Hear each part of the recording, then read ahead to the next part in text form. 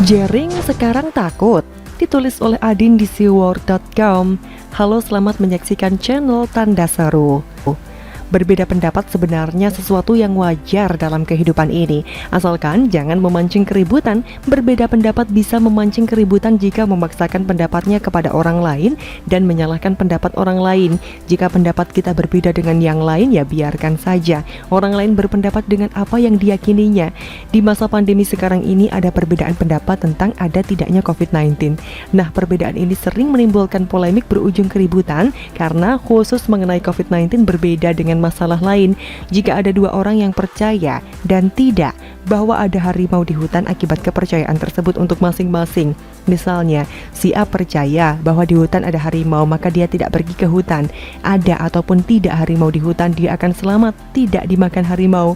Tapi si B tidak percaya, maka dia pergi ke hutan dan akibatnya ditanggung sendiri. B akan mati diterkam harimau. Kepercayaan akibatnya ditanggung masing-masing orang. Berbeda dengan COVID-19. Jika ada orang yang tidak percaya dengan adanya COVID-19, dia tidak akan menerapkan protokol kesehatan, tidak memakai masker, tidak cuci tangan dan mobilisasi seperti biasa. Jika dia terinfeksi, bukan hanya dia saja yang merasakan, tapi orang-orang di dekatnya yang percaya dan menerapkan protokol kesehatan akan ikut terinfeksi. Jadi kepercayaan tentang COVID-19 tidak bisa hanya ditanggung masing-masing, tapi mempengaruhi orang-orang di sekitarnya. Nah, di masa pandemi COVID-19 ini, di mana telah banyak memakan korban baik di dalam maupun di luar negeri, ternyata masih ada saja orang yang tidak percaya adanya COVID-19.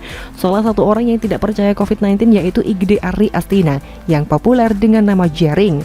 Drummer grup band Superman Is Dead ini begitu agresif menyuarakan ketidakpercayaannya pada COVID-19.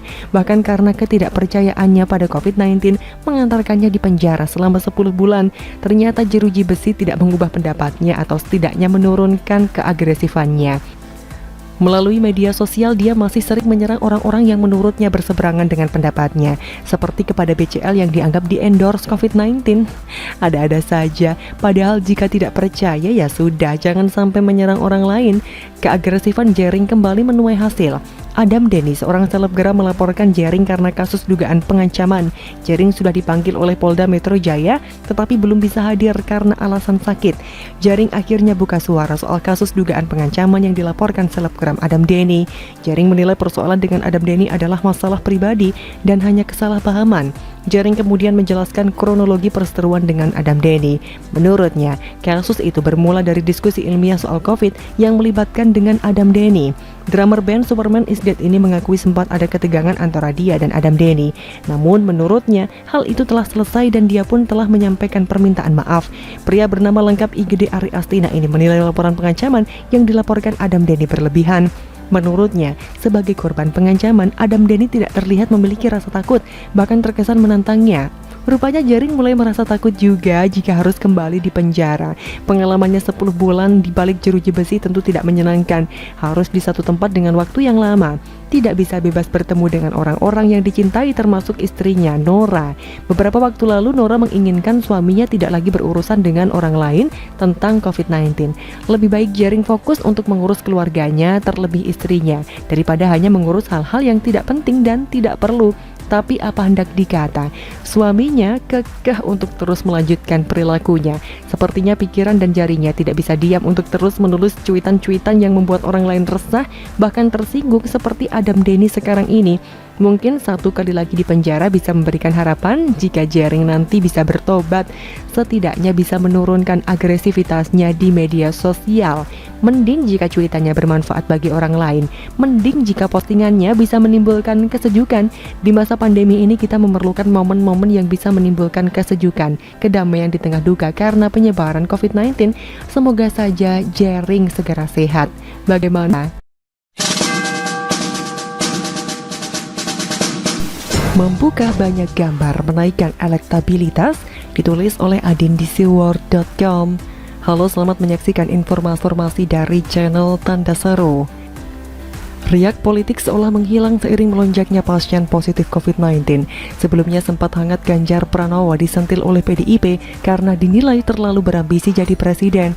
Padahal kader PDIP yang mempunyai elektabilitas paling tinggi memang Ganjar Pranowo. Selama menjabat Gubernur Jawa Tengah, Ganjar memang gampang dekat dengan masyarakat. Perilaku mirip dengan Presiden Jokowi yang senang berbicara, bercengkrama langsung dengan berbagai lapisan masyarakat. Gaya komunikasi seperti ini sangat disukai oleh masyarakat dibanding politikus yang berkomunikasi dengan masyarakat hanya memperbanyak gambar di berbagai sudut kota.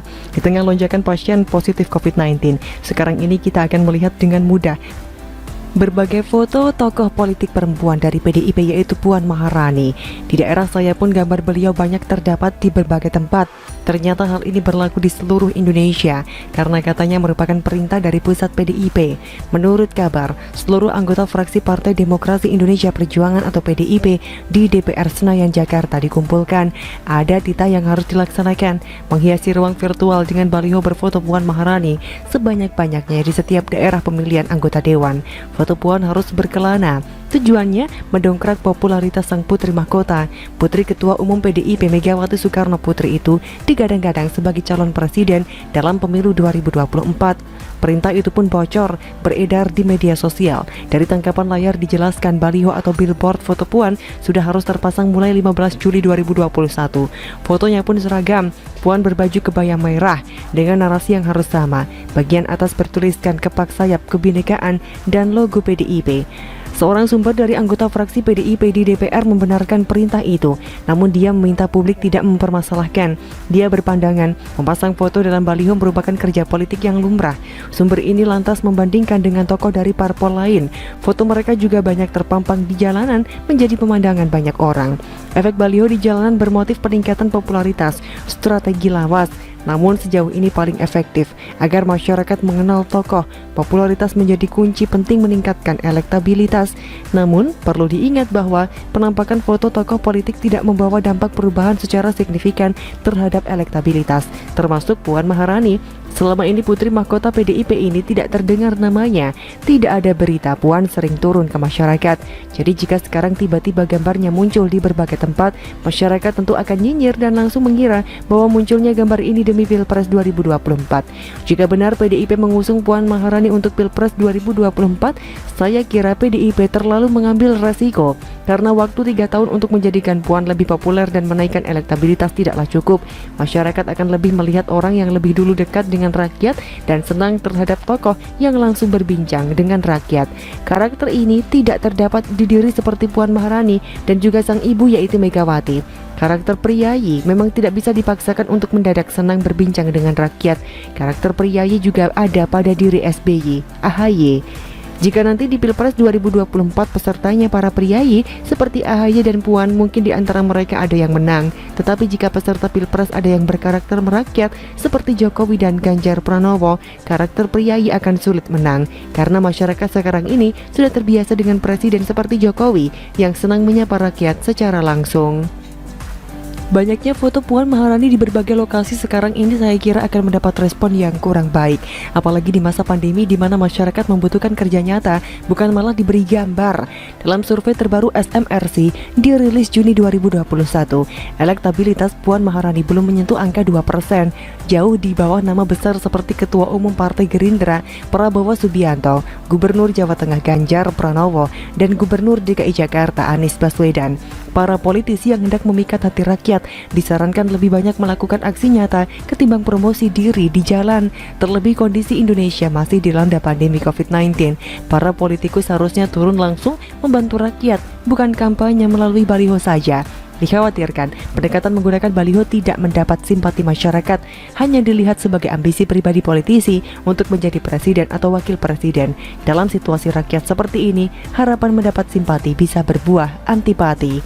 Bagaimana menurut Anda?